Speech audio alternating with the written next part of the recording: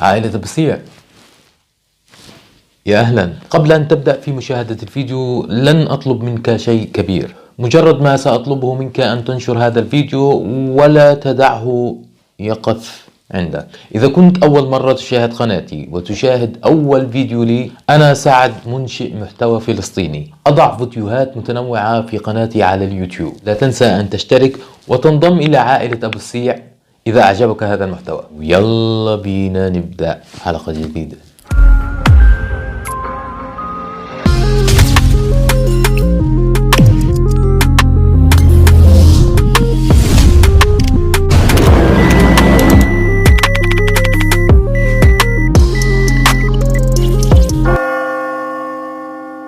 كما كنت أقول لكم وما زلت أقول لكم بأن الجمعيات المحلية والعالمية الداعمة لحقوق المثليين في العادة تكون أكثر الجمعيات نفاقا وتطرفا وكراهية للآخر، رغم أنهم دائما يرفعون شعار احترام الآخر، قبول رأي الآخر، واحترام أديان ومبادئ الآخر. لكن في الحقيقة كل هذه الشعارات is a bullshit. ما يحدث هو أنهم يحترمونك إذا كنت في صفهم، كنت تدعم رأيهم وتوجههم، ويسبونك ويهاجمونك ويلعنونك إذا كنت تختلف معهم وترفض أفكارهم ومعتقداتهم. خذ على سبيل المثال وليس الحصر أنجلينا جولي، بطلة فيلم من إنتاج مارفل.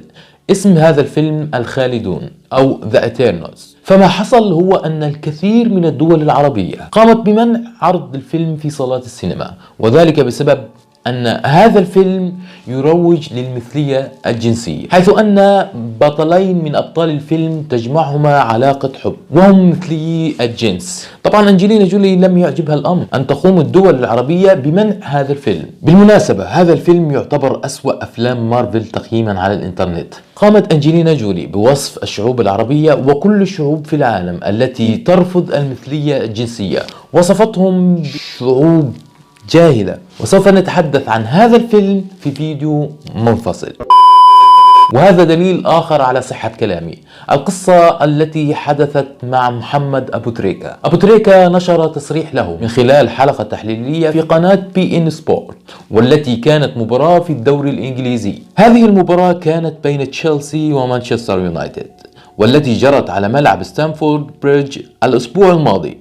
في تلك الحلقة التحليلية عبر فيها أبو تريكة عن رأيه كأي إنسان حر آخر في هذا العالم، حيث انتقد أبو تريكة حملة دعم المثليين الجنسية التي تجري خلال جولتين في الدوري الإنجليزي، حيث يقومون اللاعبون في الدوري الإنجليزي وأثناء المباريات بارتداء شارات مختلفة مثل ربطة ذرع ودبابيس وأربطة حذاء.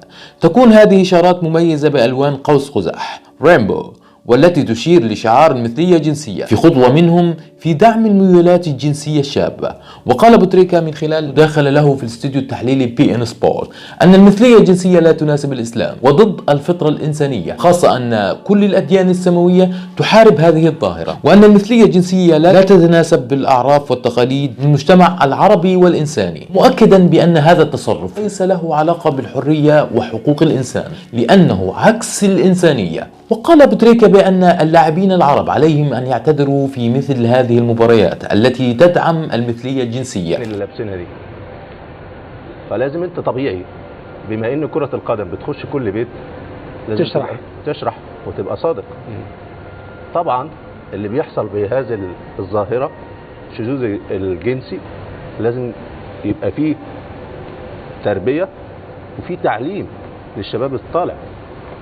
احنا بنتكلم على اقوى دوري في العالم من الناحية الفنية، انما في ظواهر لا تناسب العقيدة بتاعتنا. صحيح. ولا تناسب ديننا. طبعا. ده أكبر عقوبة حصلت في التاريخ وذكرها القرآن قوم لوط، فخسفنا به وبداره الأرض فجعلنا عاليها سافلة. فيقول لك اللي قبل كده الظاهرة دي ما كانتش، تقول لك سيبها ما نكلمش عنها وبتاع، لا، بقت فج، ظاهرة بقت فج وموجود. فلازم ويحسب كثير من اللاعبين المسلمين في البريمير ليج عدم المشاركة مع ما يحدث صح في هاتين الجولتين. ده دور اللعيبة المسلمين والعرب ودور العلماء والشيوخ، لأن هذه الظاهرة تغلغلت في مجتمعنا. وبعدين دي مش ظاهرة عكس فطرة الإسلام وعكس فطرة الإنسان. ربنا سبحانه وتعالى يقول ولقد كرمنا بني آدم، فانت بالظاهره دي مش بتكرم، ده انت بتهين بني ادم. فخلي بالك الناس مباريات رياضيه، خلي بالك انت بتخش المباريات الرياضيه والرسائل الرياضيه بتخش كل بيت. فدور الاب والام والاخ ومحمد والدكتور طارق صد على هذه الظاهره التي لا تناسب الاسلام وضد الفطره وديننا، وكل الاديان بتنتهكها وبتحاربها. فخلي بالك ده دورنا. واتمنى وده اقتراح على الهواء، ما فيش ترتيب ما بيني وما بين اداره القناه في السنين القادمه، الجولتين دول لايف من غير استوديوهات، وتطلع على صفاره الحكم. سيبك بقى، انت مش ضامن اللي بيحصل في المباريات وبيحصل في اللعيبه وبتاع. فده اقتراح ممكن يقبل، يناقش، يرفض، انما دورنا ان احنا نتصدى لهذه الظاهره، لانها ظاهره خطيره وبقت فجه، والعالم ما بقتش تختشي. لا يقول لك حقوق الانسان، لا مش حقوق انسان، ده انت عكس الانسانيه. ربنا سبحانه وتعالى بيكرمك والاديان بتكرمك، وانت تهين نفسك ويقول لك حريه وحقوق انسان. لا، لازم نتصدى. ودورنا احنا كاعلاميين كمحللين، ودور الشيوخ والعلماء، مش دورنا احنا بس، دور الناس الموجوده، اللعيبه الموجوده. انت دورك كبير، ومش رساله كوره فقط، لا، انت بتدافع عن حاجه قيمه وحاجه بتزود وبتبروز الانسان. لان زي ما بقول لك، كل ما الناس تسكت يقول لك زيد فيها، لا مش زيد فيها، لا طبعا.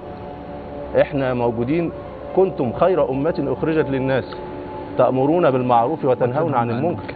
هذا منكر لابد من ان احنا ننهيه، وفي نفس الوقت بنحافظ على قيمنا وعاداتنا وتقاليدنا في ظل دوري قوي.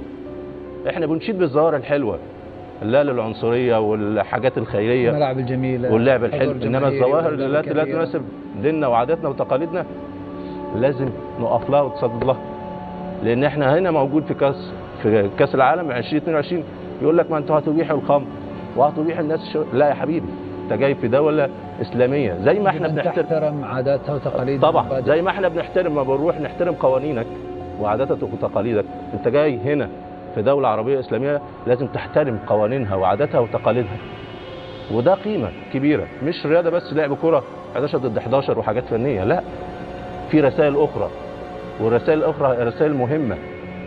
زي ما احنا بنحلل الكره، لازم الرسائل الاخلاقيه الموجوده والعادات اللي غير عاداتنا وتقاليدنا وما تناسب لا تناسب ديننا لازم نتصدى ليها. معلش ازعجت الساده المشاهدين، انما ده كان حاجه جوايا وحاجه بنتي ظهرت او ناقشتها قدامي في مباراه برايتون وليدز، حبيت ان انا اتكلم فيها. هذا التصريح أثار الكثير من الجدل في الدول الغربية. طبعا لم يحدث أي جدل في الدول العربية أو في الدول التي ترفض المثلية، فهو شيء عادي. لكن تصريحاته أغضبت الجمعيات الحقوقية المدافعة عن المثلية، ووصفوها بخطاب كراهية يساعد في تحريض ضد فئات مهمشة.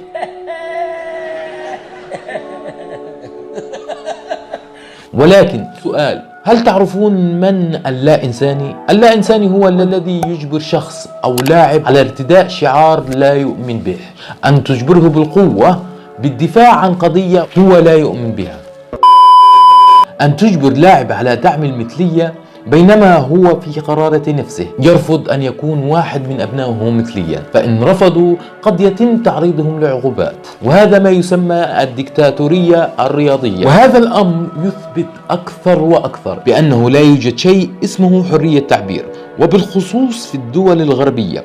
وأينما ذهبت في أي مكان في العالم يوجد خطوط حمراء. ففي فرنسا مثلا بإمكانك أن تهين أي دين كيفما تشاء، منها إهانة الدين الإسلامي مثلا، وهنا سيدخل في إطار حرية التعبير. ولكن جرب أن تهين وتستهزئ باليهودية، إذا فعلت ستصبح وستعتبر معادي للسامية، وربما ستقضي الليلة في السجن، هذا إن لم تقضي سنوات عمرك في السجن.